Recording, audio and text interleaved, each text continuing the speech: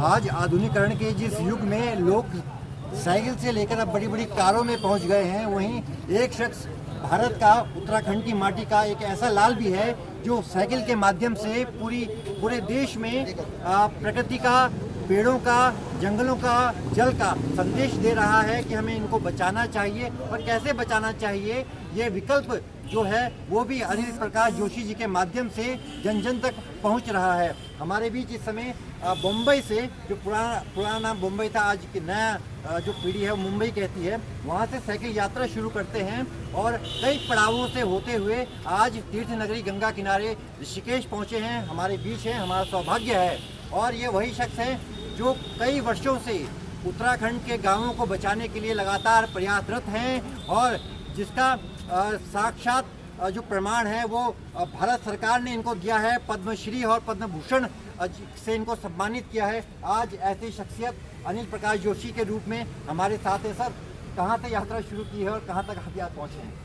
देखिए, ये यात्रा 2 अक्टूबर से शुरू हुई थी मुंबई से, जो देश की राजधानी, फाइनेंशियल कैपिटल उसको कहते हैं, और ये आज अपने 39वें दिन में ऋषिकेश में है।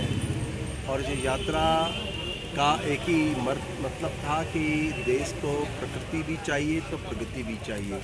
हम दोनों को आज नकार नहीं सकते।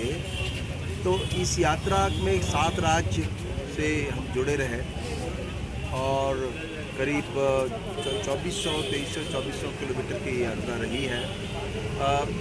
सैकड़ों गांव, हजारों लोग, और मैं समझता हूं कि अगर हम और मीडिया को करें तो हम करोड़ों तक पहुँचे होंगे।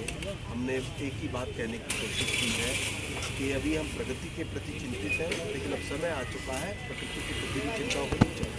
तो यही संदेश देने हम सर, आज का युवा कहता है कि मुझे रोटी से मतलब है, रोटी से मतलब है, नौकरी से मतलब है, मुझे इस अभियानों का फर्क नहीं पड़ता, मुझे इन यात्राओं से मेरा जो दिल है वो हिट नहीं करता है कहीं ना कहीं। तो युवाओं को कैसे फर्क पड़ता है अगर प्रगति नहीं बचती? तो ये असल में हमारी शिक्षा और संस्कारों का अभाव है, जिसमें कि हमने यह नहीं बताने की कोशिश की कि आपकी रोजी और आपकी रोटी दोनों ही प्रकृति से जुड़ी हुई है।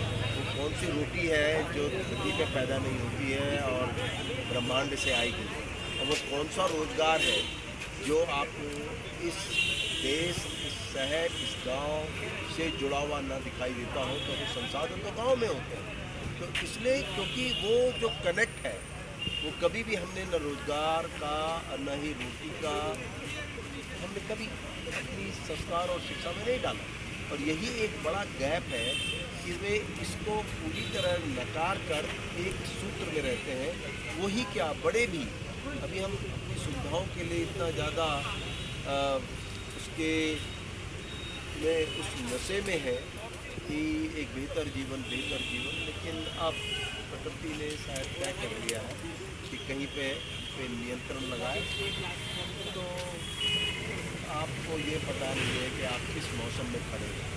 ये पहला संदेश है दे रही। जोशी, आप गांव घूमते हैं, आपने देखा होगा कई गांव आज की तारीख में भूतिया गांव हो गए, खंडर हो गए हैं। क्या आपको लगता है कि गाँवों से पलायन करना जो इंसान की मजबूरी बन गया आज के समय में, कहीं ना कहीं सरकार को सोचना चाहिए कि गांव में एक रिवर्स माइग्रेशन की मुहिम या कुछ ऐसा किया जाए, शिक्षा, स्वास्थ्य और सड़क ऐसी बनाई जाए कि वापस रिवर्स पलायन? निश्चित रूप से देखिए, उत्तराखंड राज्य बना ही इन सड़कों के साथ था, मांग के साथ। लेकिन अभी मेरी जो दृष्टि है, मेरा मानना ये है कि जैसे कोविड ने एक बड़ा झटका दिया था, लोग अपने गाँव की तरफ भागे थे।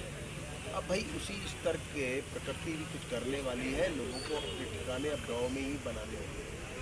और देखो, सच बात यह है कि जिन पे बहुत संसाधन है, रहते दिल्ली में है, मकान उत्तराखंड में बना रखा है या हिमाचल में घूम रहे हैं, वो पहला लेवल का संदेश है कि हमारे घर गांव ही बेहतर है जीवन के लिए। तो अब सवाल ये है कि उस जीवन के साथ अगर जहान भी जोड़ लें बेहतर दर्जे का, और जो हमारी आज की शैली है कि हम शहरों को एक बिल्कुल ठिकाना मानते हैं, नहीं। अब जिस तरह से दिल्ली दम घुटू हो गया या देश के बड़े शहर, ये अब धीरे धीरे समझ में इसलिए आने लगा है कि आप एस्थमेटिक हो रहे हैं, आप क्रॉनिक डिजीज़ के शिकार हो रहे हैं। तो पहले लोगों को अपनी जान बचानी है, जान हम पीछे छूट जाएगा। इसलिए मुझे लगता है कि अगर आप और मैं ना समझा पाए तो प्रकृति अपना आप ही सबको ठीक से समझा दे। ये वो शख्स हैं, लेकिन एक आखिरी सवाल इनसे हम ज़रूर पूछेंगे कि सर इतनी लंबी लंबी आप यात्राएं करते हैं, पैदल, कभी पैदल चल जाते हैं, कभी साइकिल से चलते हैं, गाड़ी आपकी सफ़ेद है, सर में लाल आप सफाटा बांधते हैं, कुर्ता आप खादी का पहनते हैं, आपकी उम्र कितनी है? अंदाज़ा लगाना थोड़ा मुश्किल है। अब ये तो राज ही रखा जाए, वैसे तो ये सर्वविदित हो गई है कि मेरी उम्र क्या है, पर मैं अपने मुँह से बोल दूंगा तो राज का खुलासा नहीं करूँगा। लेकिन ये बात मुझसे बहुत से लोगों ने बोली सारे रास्ते में, तो मेरे पास एक अच्छा उत्तर था। तो कहते थे आप ऐसा कितना चल रहे हैं, इतनी उम्र में कैसे चल रहे हैं? तो मैंने कहा यही मेरा परिचय है कि मैं उत्तराखंडी हूँ, यही मेरा परिचय है कि मैं प्रकृति हूँ। बस यही कहने आप सबको आया। बहुत अच्छा संदेश दे रहे हैं, लेकिन युवाओं के लिए भी संदेश दीजिए। मैं 30 साल का हूँ और 30 साल में 1 किलोमीटर चलने के बाद हाफ जाता हूँ। आपने ऐसी कौन सी जड़ी बूटियाँ खा रखी हैं हिमालय से जो आप नहीं सकते?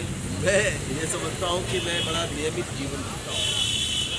मेरा भोजन, मेरा विश्राम, मेरे कार्य, ये सब नियमों पे चलते हैं।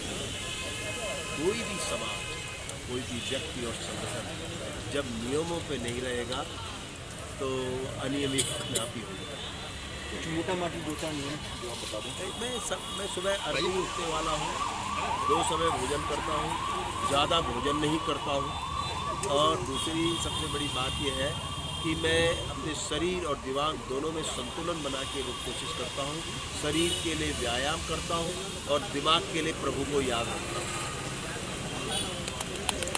तो ये थे हमारे साथ साक्षात, जिन्हें हम कह सकते हैं कि जो जंगल के जो वनवासी हैं, जो उनका कभी मोटिव रहा होगा शहर को देखने का, शहर को बताने का, वो आज अनिल प्रकाश जोशी जी के माध्यम से हम सबके बीच हैं। तो हम यही कहेंगे कि अनिल प्रकाश जोशी से न सिर्फ प्रकृति का ज्ञान लीजिए, बल्कि सेहतमंद कैसे रहा जाए, ऊर्जावान कैसे रहा जाए, ये ज्ञान भी हम सभी को लेना चाहिए। हमारा उत्तराखंड से मैं मयंक ध्यानी, धन्यवाद।